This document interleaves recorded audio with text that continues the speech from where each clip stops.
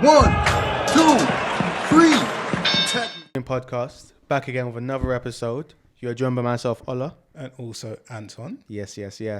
And today's episode is quite an interesting one because we actually started the conversation already, and it was interesting because, you know what, I think this is part of the concept of our podcast, in that we have a lot of these conversations and we're just like, this is it. Yeah, no, because even before, so we'll get into it, but we was kind of talking about grandparents and life experience and having your sort of family around you, and there was this concept as well of having a sort of chip, and we had the conversation, and I was just like, oh man, why didn't we record? Press that red button. That's the, you know, I think we might just have to start just recording He's instantly looking when we come around in. trying to see where you can put the camera. Just have it constantly there on your shoulder or come something. in. Big Brother effect. Yeah, just watching us all day. But just to give everyone a bit of context, so we had this discussion around how our grandparents or people of a certain age have so much life experience. They've gone through life, they've seen it all, they've been there. Fair enough, it was in a different time. So sort of what they actually went through day to day would have been different to what we go through now. But in terms of the underlying life lessons and the experiences, absolutely timeless. You know, if you think about a man who's 80, 85, or women of the same age, they have been through and seen so much, you know, children, possibly a war, work, money, Windrush. They've come to this country. They've seen it change over the years. Pain, racism, what have we experienced, you know? In comparison, in our 28, 27 years, you know? In comparison, what Instagram, you know? Maybe Tamagotchis, that was a vibe. Them days, Pokemon. Yeah. Did you, like, okay, cool, yeah. We've seen a bit. We've seen little bits, but when you think about that. We haven't seen much in early comparison. Days. And I think that was the whole importance of the conversation. So personally for me, growing up, I had my grandma who passed away when I was 8 years old. My granddad was the traditional Nigerian type of granddad where he wouldn't speak to you, or he would say, go fetch me water so he can wash his hands. But then you can't really have a conversation with him. And then on my dad's side, I didn't really have a contact or a relationship with my grandma. And then there was no mention of the granddad, so we'll just leave that one there. And then I was having the thought, and this is why the conversation came about, of would life be different if I had those grandparents around and I had that connection with them? And what would life be like? What sort of experience, what sort of advice would I gain from them? Would I be a different person? And could I tap into that older mindset, that older kind of experience of like, I've been there, done that, rather than, and this doesn't go against like my friends that I have around me, but they're still trying to navigate life at their very early ages. No shade, but like, we don't know a lot. Like, we only know what's happening today, but we don't have someone that's, imagining if I'm in a relationship and I'm thinking about proposing, it would be nice to, you could go to your father, but you could go to someone that's probably like your granddad. Hopefully your granddad, hopefully your granddad hasn't had like, I don't know, 2 ex-wives and he's finally found the one. But even that could present a conversation. But even still though, that's the thing, because I feel he'd be more experienced. His personal experience might be useful to you. Yeah, that particular person who has gone through X many divorces and marriages, because he's seen it all and done it all. And he's had those, I guess, if you want to call them failures, to understand. He's like, boy, I was 20 years old and everyone else around me was getting married, and so I met Elaine, and Elaine was the one that I wanted to be with at that time. So I thought, right, granddad, tell me more, you know? Yeah. And you're right, like his experience, his kind of life could also help you come to a decision. He might be like, the most important thing you must, that sound piece of advice that you were saying earlier, the word that you used was timeless. That timeless piece of advice that someone could embark on you, you know, regardless of times or generations. That's a good point. But even sort of, I guess, to sort of contradict my own point or play devil's advocate, a lot of what would be our equivalent or our grandparents now, times were very different then. Very different. So it was a case of, for a lot of them, you'd married the first person you kissed or the first girl you kissed, sort of thing. You settle down with that person that was in your neighborhood. Whereas now, the landscape has changed completely. You wouldn't just date someone in your village. You've got access to websites like apps like Tinder, POF, where you get access to people that are 100 miles away. And the game is just completely different because people have access to more. People are more frivolous with dating. They're more comfortable with kind of throwing away things that maybe don't work out immediately. But again, it's important to bear in mind their sort of experiences. Having sort of said that, do you actually think your life would have been different if those people were there? If you had grandparents, granduncles, grandmas, grandaunties to kind of say, this is this, that is that. Because would we listen though? Because when you think back to, sorry to cut you, when you think back to us as teenagers, how often did we really listen to parents? Yeah, you're right. Don't do this, don't do that. But I think now where I'm kind of more mature and there's a number of questions or things that go through my mind, I'm like, if I had that connection with them, so it's kind of based on the connection, rather than them dictating and telling me stuff, could I turn around and just be sitting there and be like, you know what, Grandma, Wagwan, hey, Gramps. you know, way back, I could be in the face of a workplace where there's racism towards me. Yeah. I'm like, Grandma, like, you worked in our office back in those 70s. Days when it was like, how did you overcome this? Because now Grandma, what I found out now, Grandma was big CEO. She climbed the ladder. Like, how did you do that? Like, it's different time, but there's something that I might be able to draw away from that conversation. She might be like, well, we used to have this in place and this organization stood in place.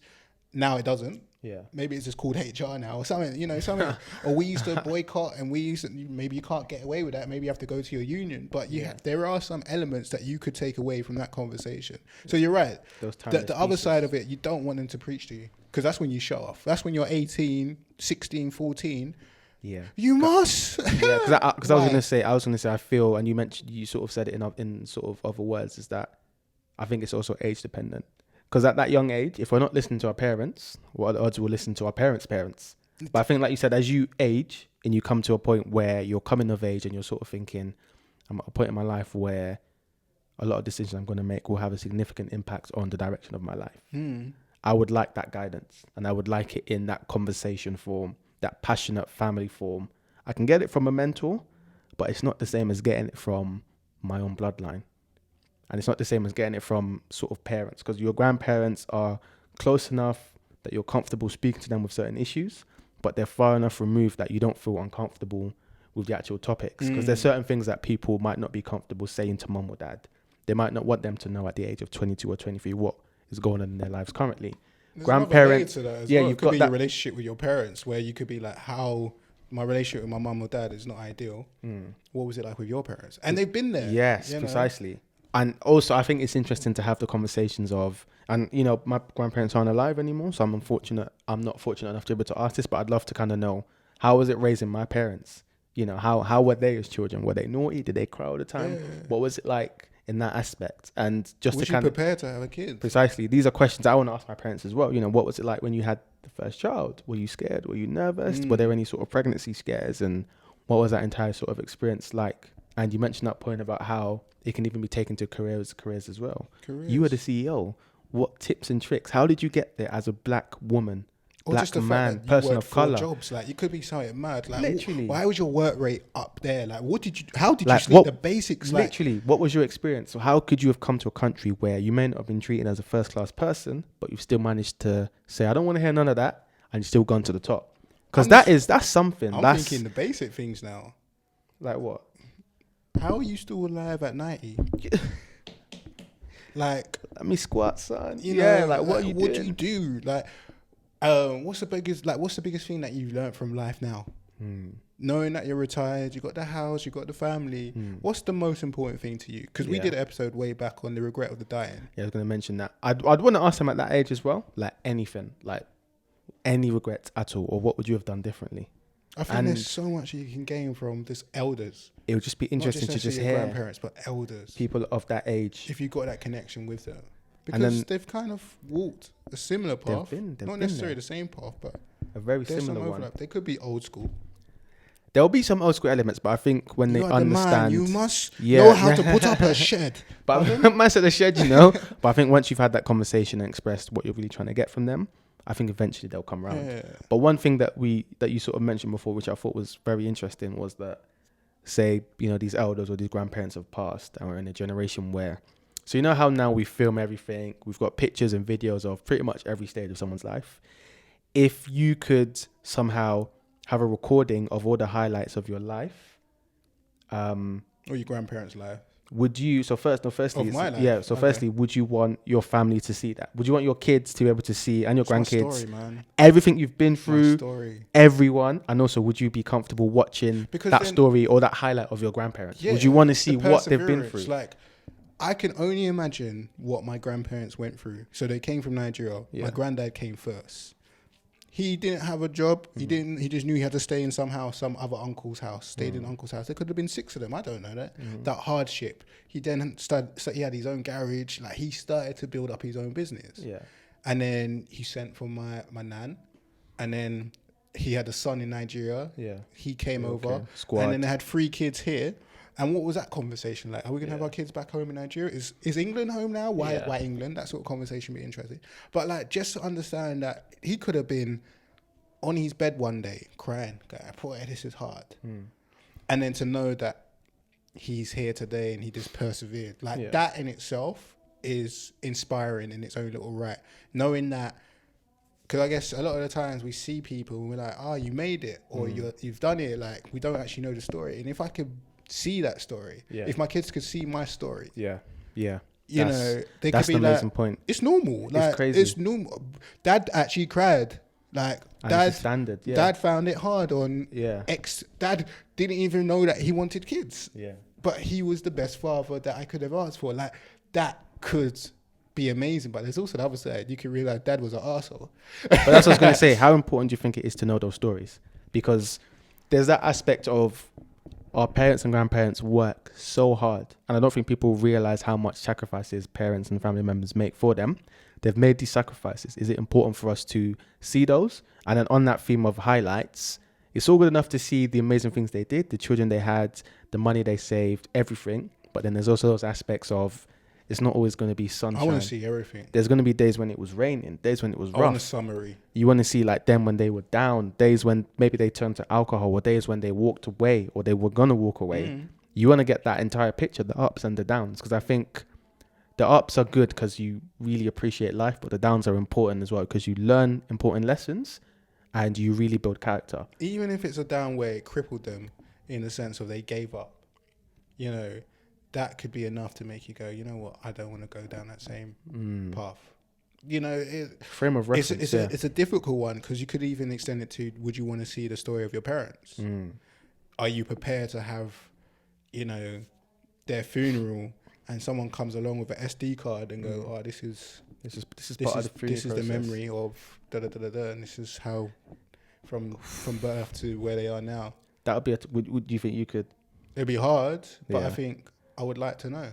I definitely would, because even on that, and it's something that. So what I want to do, not sort of necessarily sort of with this podcast, but I think just on like a more personal level, and I'd want to hear who would be interested in it as well. It's just to just interview my parents.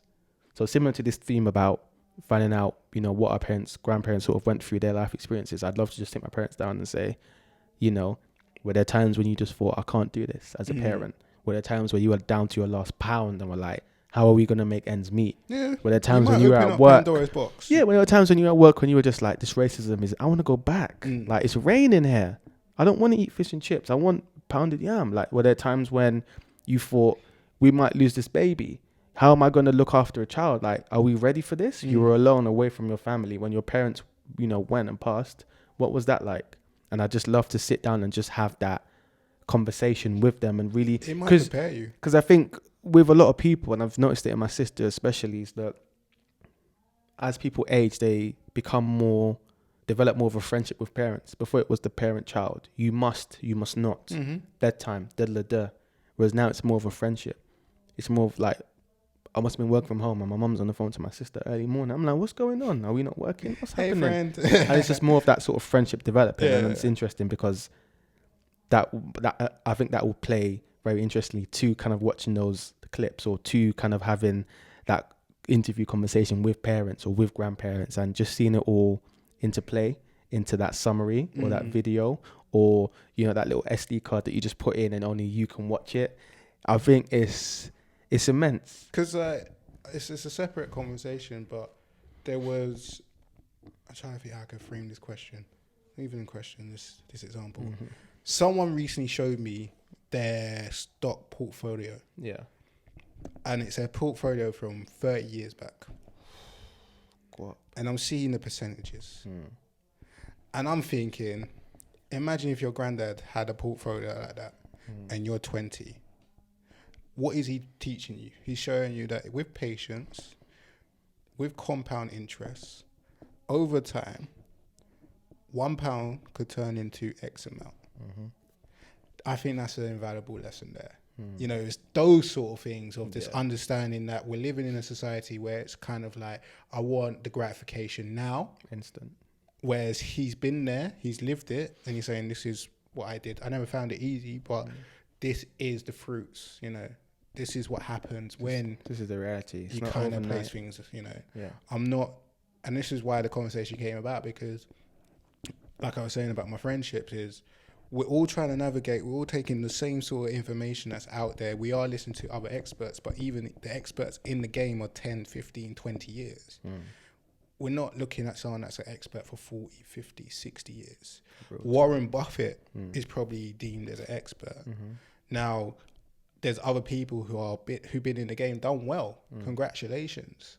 And I pray that, you know, it continues. But could I be sitting down with you when you're 80 and you're telling me, it all went wrong, I was living a great life, I had £1 million pad, I had the wife, I had the kids, and then, you know? So which one holds better weight? The person that's current now? Probably yes, because he's right now doing it. Yeah. But is there something that I can learn from someone that's been there, done that, and is riding their success, the fruits of their labor? Yeah. You know, that's where the conversation came from. Yeah, I think on that point, it's a very interesting point. I think for me, it would be like a two-pronged approach because, yeah, you've got that person tried and tested. Warren Buffett, 60, 70 years, however long. But then you've also got this person who is hungry, 10, 15, 20 years. So they've got the experience. And I think most importantly, it is relevant to this time. There are certain, we know times change all the time.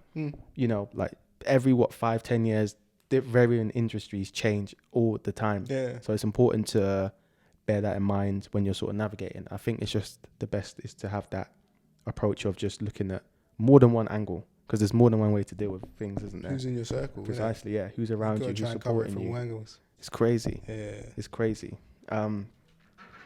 Yeah, I think if old people were in this situation, they'd probably be asleep now. So I think on that note, we might sort of end this episode. So if you're sleeping, old people, thanks for listening. And yeah, it's an interesting conversation, and it's definitely something that I think needs to be spoken about. Definitely. If you've got the opportunity to, I'll say speak to your grandparents, try and have that conversation. Have those combos. Because definitely, I'm sure there's something that you can learn. And if you don't, like me, just be thankful and blessed because they've kind of created the world that you live in. 100%. You know, your parents, everything else like that. 100%. So yeah. 100%. That's the best way to end it. Brilliant. Yes. As always, guys, thank you very much for listening. We appreciate all listens. We appreciate all of that good stuff. And as always, you know where to find us. We can be found on Instagram, YouTube, Twitter. We can be emailed at info@tagmepodcast.co.uk and keep it locked.